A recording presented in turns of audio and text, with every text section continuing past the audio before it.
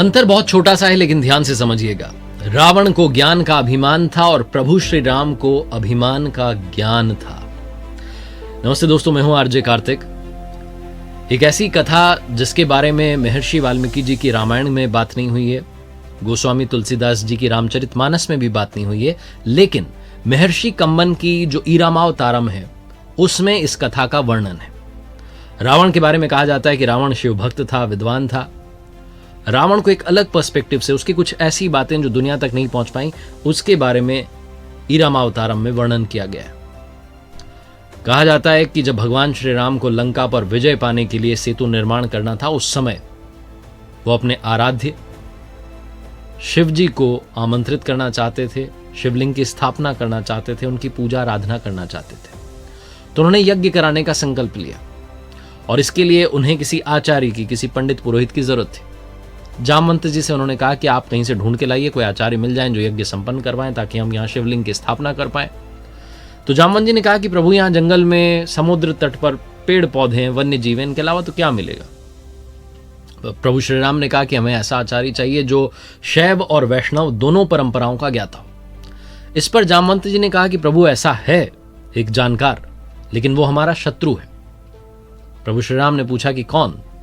तो जामवंत जी ने बताया कि वो पुलत्स्य मुनि का नाती है, वैष्णव है, शिवभक्त है और दोनों परंपराओं को जानता है, वो रावण है। प्रभु श्री राम ने कहा कि ठीक है, आप बात कीजिए और यज्ञ का निमंत्रण देकर के आइए, क्या पता वो आचार्यत्व को स्वीकार कर लें। प्रभु श्री राम की आज्ञा पाकर के जामवंत जी लंका पहुंचे, क्योंकि रावण वो व्यक्ति था जिसमें सारी खूबियां थी।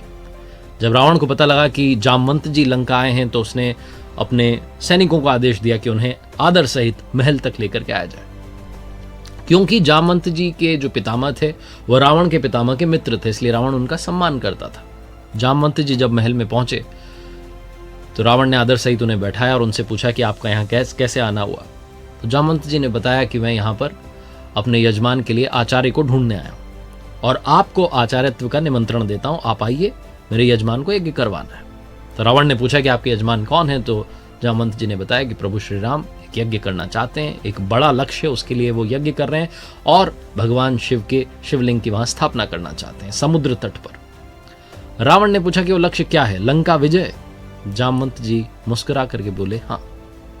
रावण ने कहा ठीक है, मैं अवश्य आऊंगा, क्योंकि आप मुझे आचार्यत्व का निमंत्रण देने आए, तो आप चिंता मत कीजिए, ये आचार्य वहां आएगा और यज्ञ संपन्न करवाएगा। जामवंत जी को विदा करने के उपरांत रावण खुद अशोक वाटिका में पहुंचा और साथ में अपने सेवकों को आदेश दिया कि आवश्यक सामग्री जो है उसका संग्रह कीजिए।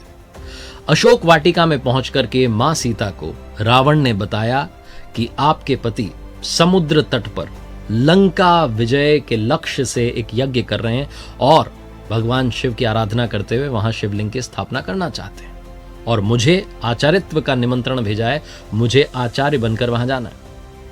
और अब आचार्य का कर्तव्य होता है, जिम्मेदारी होती है कि जो यजमान के पास सामग्री नहीं है वो उस तक पहुंचाए। बाकी सामग्री संग्रह करने के लिए तो मैंने सेवकों को बोल दिया है, लेकिन बिना अर्धांगिनी के यज्ञ अधूरा रहेगा, अनुष्ठान अधूरा रहेगा, आपको भी चलना होगा। विमान तैयार है, आप आकर के बैठ जाइएगा, लेकिन याद रखिएगा वहां भी आप लंकेश के ही अधीन रहेंगी। अनुष्ठान संपन्न होने के बाद वापस आपको उसी विमान में बैठ करके लंका लौटना है।